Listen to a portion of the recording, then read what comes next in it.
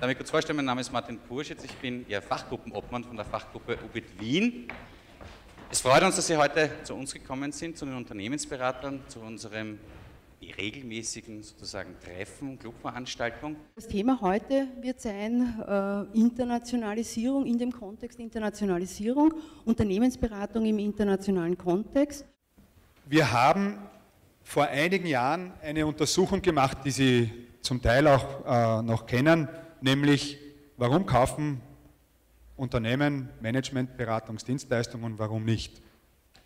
Und das Ergebnis dieser Untersuchung war unter anderem, dass wir erkannt haben, dass ein sehr hoher Prozentsatz, nämlich über 90% der befragten Unternehmen gesagt hat, wir kaufen keine Beratungsleistungen.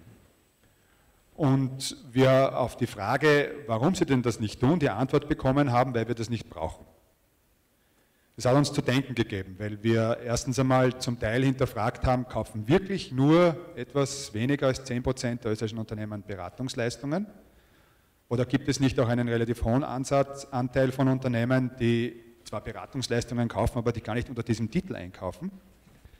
Und ist es wirklich so, dass ein so hoher Prozentsatz an Unternehmen keine externen Dienstleister braucht, um in ihrem eigenen Geschäft einfach das Business einfacher machen zu können? Dass nicht jedes Unternehmen weiß, wie funktioniert Management Consulting und was kaufe ich eigentlich ein. Most British people are not very good with foreign people. You know this. We don't speak other languages. We don't really understand what goes on in other countries. So what I would like to talk to you tonight about is Brexit. You have all heard of Brexit, I'm sure. Everybody has followed the press, the news, the TV. On June the 23rd, 150 days ago, the British population voted in a referendum to leave the European Union. Afterwards, people realized they weren't quite sure what they had voted for and what leaving really meant. We already know some of the effects. It's now 20% cheaper for you to come to London. We welcome you to come to London. Please come and shop. London is now the cheapest place in the world to buy a Gucci handbag, if you are interested in it. What I'd like to do this evening is talk a little bit about the British attitude, what Brexit means, and yes, of course, what Brexit means for management consultancy, both in Britain and outside Britain. What can the consultants do about it? I'd like you to think about that for the next few moments. Was ich auch sehr gerne tue, ist immer wieder den Blick über den Tellerrand zu richten, und das ist auch etwas, wo wir gerne einladen, und ich möchte Ihnen heute ein paar Ideen mitbringen von dem, was wir in den letzten Monaten da auch international erlebt haben. Ungefähr 50% der Arbeitskräfte in irgendeinem Freelance-ähnlichen Verhältnis tätig sein werden, aus hochgerechnet weltweit 2,2 Milliarden Leute, die nicht mehr in der klassischen Angestelltenfunktion tätig sind, sondern in irgendeiner Form als Freelancer.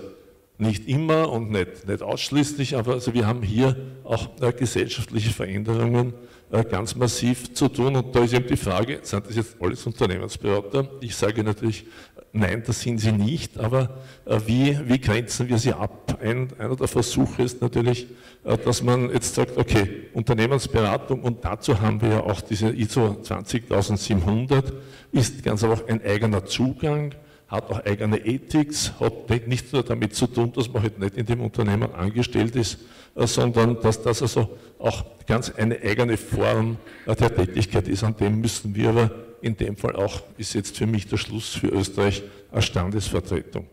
Was ist denn die erste Frage, die besprochen werden soll? Ich glaube, der Kollege in der zweiten Reihe war vor dir, Christian, und dann bitte du. Dankeschön, Bernhard Wiesleitner. I would to refer to Mr. Webster's challenge. You're challenging us to find answers on what management consultants could do. The Trump victory has changed the landscape for trade. There is no question about that. And in some ways, it's done Britain a favour. Interestingly, in the paper today, in the UK, they are discussing whether Trump should be the first state visit to meet the Queen when he becomes president. And the fact that they are discussing this means that in government they believe this is important. Now, consultants, in my mind, could do just as you say.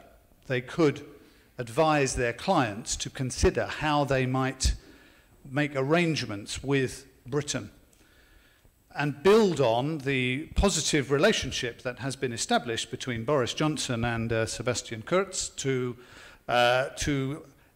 encourage trade and cooperation and collaboration. There's one red line. Consulting business worldwide, also in Austria, we need a stable ecosystem which has a growing economy. Lasst uns darüber nachdenken, bevor wir was kaputt machen. Wir haben, glaube ich, viel Anregendes mitbekommen an diesem Abend. Es sind noch viele Fragen offen, also auf meiner Liste ein ganzer Haufen.